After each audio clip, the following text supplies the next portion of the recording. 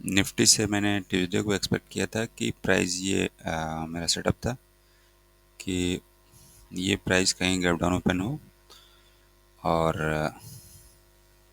इस तरह का कोई मूवमेंट और बिहेवियर आए और इस वीक की ओपनिंग प्राइस पे सपोर्ट ले तो मैं यहाँ एक बाई अपॉर्चुनिटी देखूंगा और टारगेट मेरा प्रीवियस वीक का हाई होगा या उससे थोड़ा सा आसपास कहीं होगा। तो मैंने जो टारगेट लिया था प्राइस की ओपनिंग ही टारगेट पे हुई, तो फिर मेरे यहाँ तो सेटअप जो है वो फेल हो गया। तो फिर मेरे लिए कोई ट्रेड बना ही नहीं। और लोअर टाइम फ्रेम में जब प्राइस रिटर्न होने लगा मेरे लेवल पे, तो अगर लोअर टाइम फ्रेम में भी देखें तो भी वहाँ कोई रिएक्शन प्राइस ने, ये ओपनिंग प्राइस है वीक की, यहाँ किसी प्रकार का कोई रिएक्शन प्राइस ने नहीं दिया है। तो फिर मेरे लिए नो ट्रेडिंग डे हो गया और प्राइस ने यहाँ कहीं से रिएक्शन दिया है और ये लेवल मैंने एंटिसिपेट या प्रिडिक्ट नहीं किया था, तो इसलिए मेरा कोई ट्रेड सेटअप यहाँ पे नहीं था। जब तक प्राइस मेरे पहले से एंटिसिपेटेड प्रिडिक्टेड लेवल पे और बिल्कुल उसी अकॉर्डिंग बिहेव नहीं कर रहा था, तब तक मुझे ट्रेड में एंट्री नहीं लेनी है। अब कल जो है बिहेवियर निफ्टी का बिल्कुल ही न्यूज बेस्ड मूवमेंट रहा और हाई वॉलेटिलिटी रही और प्रीवियस वीक के लो को ब्रेक किया है प्राइस ने।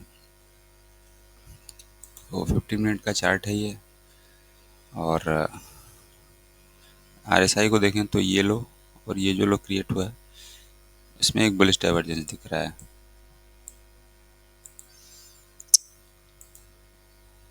ये दिख रहा है और प्राइस ने लोअर लो बनाया है।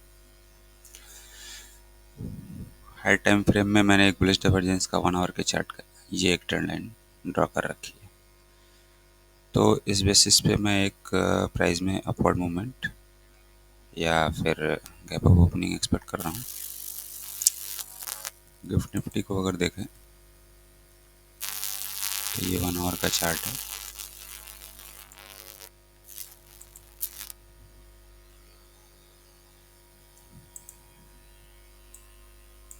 तो ये है मॉर्निंग ओपनिंग कैंडल और ये प्राइस ने रिट्रेसमेंट लिया है अब, तो एक्सपेक्ट कर सकते हैं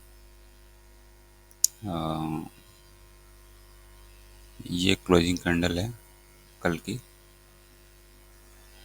तो ये एक अपवर्ड मूवमेंट आया है, तो एक गैप अप ओपनिंग एक्सपेक्ट कर रहा हूँ मैं।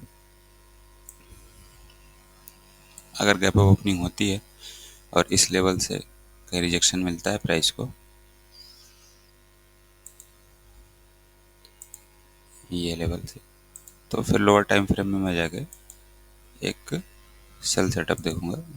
पहला टारगेट मेरा यही होगा ट्रेंड लाइन, और यहाँ से फिर अगर रिजेक्शन मिलता है तो दूसरा टारगेट ये 4 आवर टाइम फ्रेम का ऑर्डर ब्लॉक मैंने मार्क कर रखा है, ये टारगेट होगा।